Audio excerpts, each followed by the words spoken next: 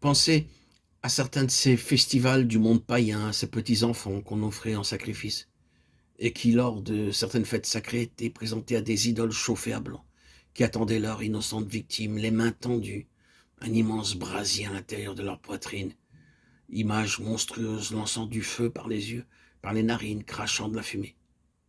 Et tout près, une mère à laquelle on arrache son nourrisson pour le déposer sur les mains rougies par le feu, tandis qu'autour d'elle, le vacarme infernal des tam-tams étouffe tous les cris. Des armées ont été mobilisées pour faire cesser ces infamies. Des lois sévères ont été promulguées. Mais on a découvert, et il en a toujours été ainsi, que ces superstitions sont si profondément enracinées dans la vie des peuples païens qu'ils sont prêts à prendre les armes pour les défendre et à donner leur vie pour elles.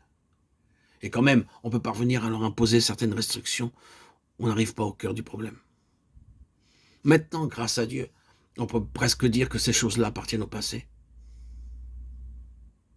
Et ce ne sont pas des soldats qui ont tranché la question, ni la législation, mais bien l'évangile de Jésus-Christ qui est, lui, le Seigneur de tous.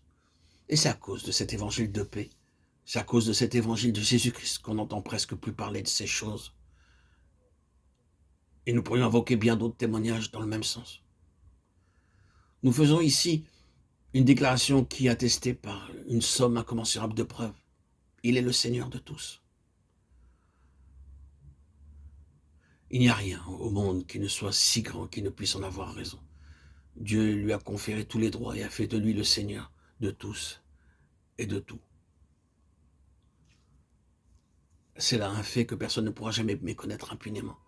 Là où son autorité de droit a été rejetée, vous vous trouvez en présence des conditions les plus terribles qu'il puisse s'imaginer. Dieu ne le démontre-t-il pas sous nos propres yeux? Oh, bien-aimés, si vous avez des yeux pour voir si vous vous rendez compte de la vraie nature de la situation dans laquelle nous vivons actuellement, si vous puisez vos renseignements à la bonne source, sans tenir compte des mensonges qui courent le monde, vous avez la preuve la plus irréfutable que dans ces régions de la terre où, le sachant et le voulant, on a mis Jésus-Christ à la porte, il règne l'état de choses le plus horrible qu'il se puisse concevoir. Et il est presque incroyable de penser qu'il y a des hommes qui mettent leur influence au service de cette cause-là, pour tâcher d'introduire dans notre pays les conditions d'existence qui règnent là-bas. Le fait est là. Nous pourrions poursuivre s'il était sage et nécessaire de s'attarder sur ce sujet. Et je ne vous aurais pas parlé pendant 10 minutes de ce qui se passe en Russie sans que vous en ayez le frisson. Qu'y a-t-il donc?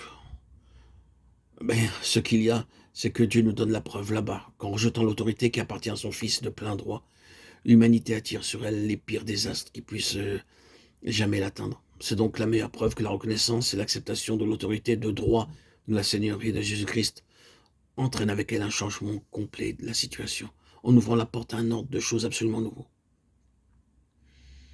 Certainement, Dieu poursuit son but et il l'atteindra. Oh, les hommes peuvent s'acharner. Ils l'ont déjà fait dans le passé. Mais qu'il est-il advenu de ces nations, de ces empires qui se sont dressés contre le Seigneur et se sont efforcés de balayer son nom de la terre? Leur gloire a pâli peu à peu, leur puissance est évanouie, et n'ont pas tardé à tomber en poussière. Seules quelques ruines restent debout, derniers témoins d'une grandeur justement disparue. Toute leur histoire est là.